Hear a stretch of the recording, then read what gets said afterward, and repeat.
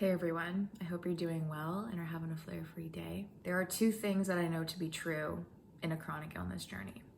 There are knowns and unknowns.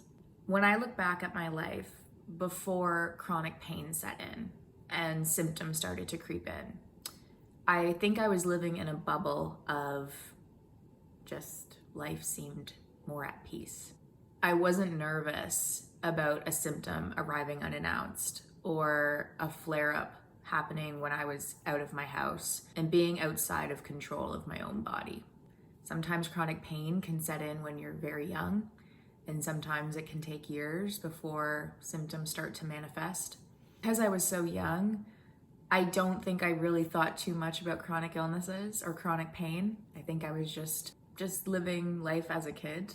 There was a shadow of unknowns of what my life would look like, but it never really included being in pain or being sick or being fearful of my own body. I think the unknowns at that time, before chronic pain and symptoms started to step in, was whether I would be able to afford a house or have a family of my own, whether I would be going to university or college in the same hometown that I grew up in.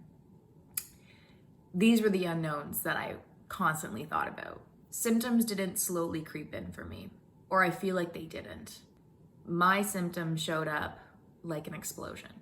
It happened unannounced, and it was a day I look back and I can remember every single detail of that moment.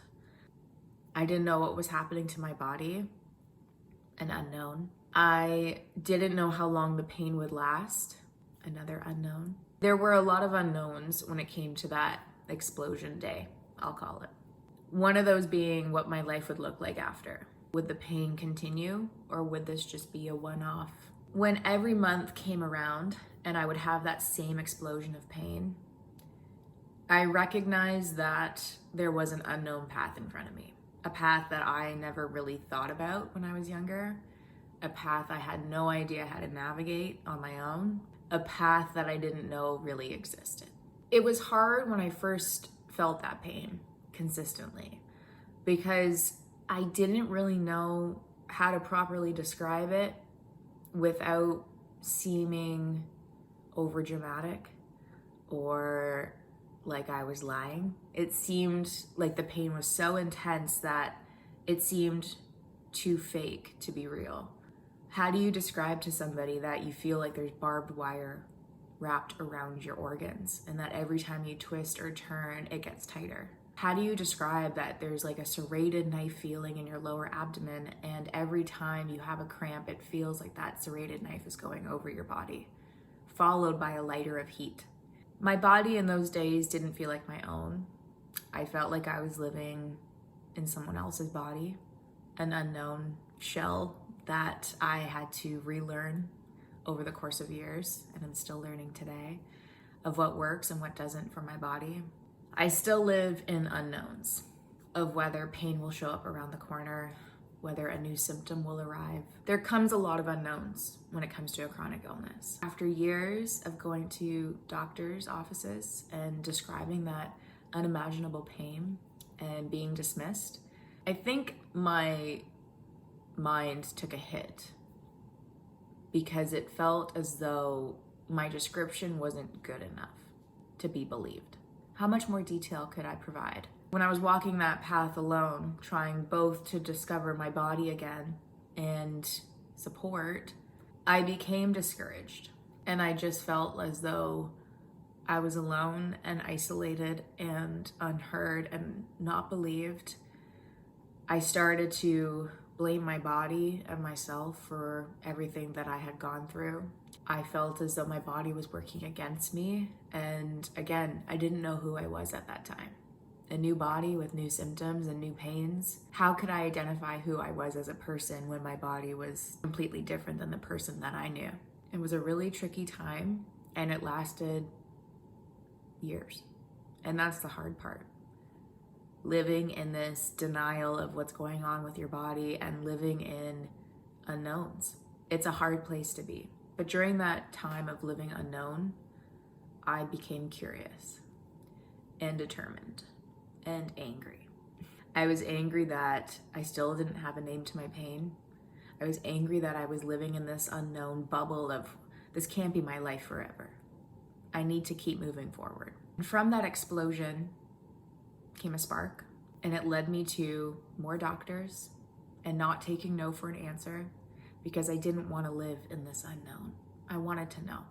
I wanted to have a little bit of control over my life if I couldn't have control over my own body. And so I kept moving. I kept putting one foot in front of the other. I rested and I took time off from advocating for my health and my body when I needed to. When I finally stumbled upon a doctor that heard me and believed my crazy description of what I was living through, they gave me a name to my pain. I flash back to that moment of when I finally received a name to my pain with that doctor. I was alone with a light above us that was a bit dusty. I remember that. And I remember her just saying, you have this thing called endometriosis. I remember I heard that term years prior when I was in my university room, Googling late at night all my symptoms, and up popped this thing called endometriosis.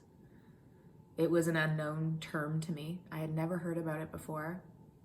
I didn't even know how to pronounce it properly. And I didn't know that 1 in 10 people suffered with it. Once I received that name to my pain, there became another path of unknowns.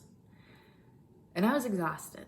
Years of trying to be believed, years of pain and discomfort, years of suffering in silence because you didn't know what was happening with your body, but it also came with taboo symptoms like painful periods and irritable bowel syndrome symptoms.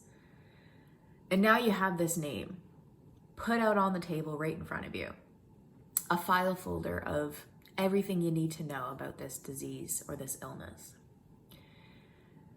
But there was a whole life before that moment where you lived, I feel like, separate lives. I had a life that I knew before chronic pain. I had a life where I didn't know what was happening to my body. I had a life where I knew something was wrong, but I felt more motivated and I felt like a more confident, determined person. And then came this moment of, now I have to walk this totally new, unknown path with a name now. I'm tired. I don't want to walk anymore.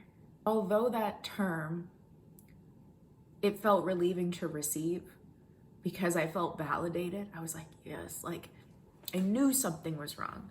I know my body and I know when something is off. I just at that moment didn't want to enter into another unknown. What does endometriosis mean? What does that look like for my life? Will I be able to have kids? Will I find a partner that supports me in this? I think a known for me is that I've always been a person that just keeps looking forward. Even though it's really difficult and challenging, I'm like, what's the next thing? What's the next goal? How do we get there?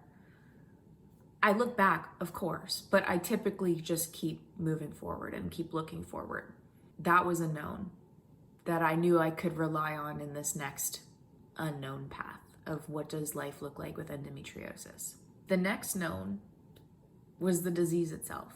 I now had something to research and dive right into. I've always been a good student.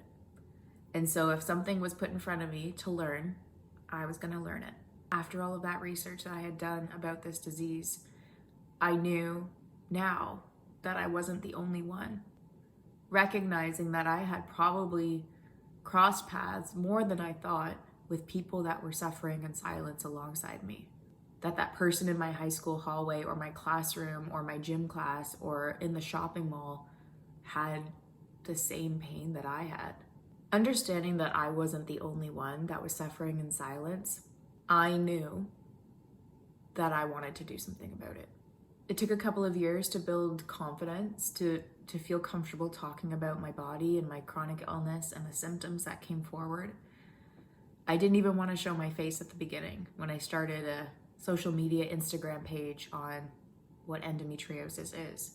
I started to feel more comfortable talking about the hard things and the taboo topics.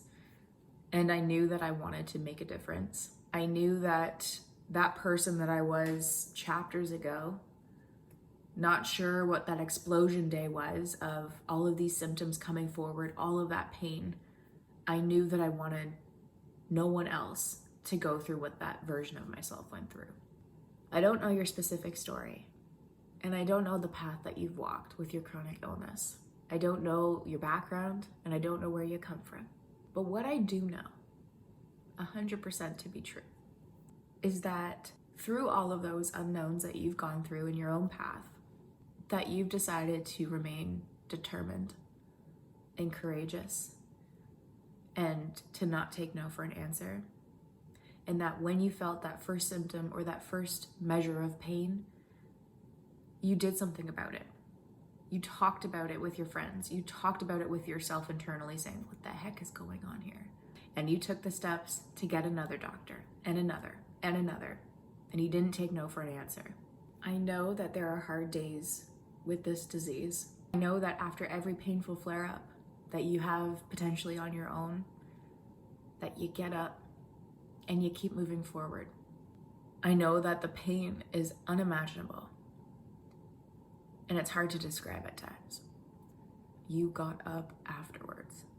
You chose to be courageous in the moment of unknown, of whether that pain would return right away or whether a new symptom would come forward the next morning. But you decided to get up. You decided to keep putting one foot in front of the other. What I do know in this next chapter, for all of us, is that we're less alone than we were before. You have me, and I have you. And the more we raise awareness, the less unknowns there'll be for other people. The more we raise awareness, the more likely we are for future generations to not live a day without knowing the name to their pain. I'm so incredibly proud of you, and I'm so excited to take the next unknowns with you.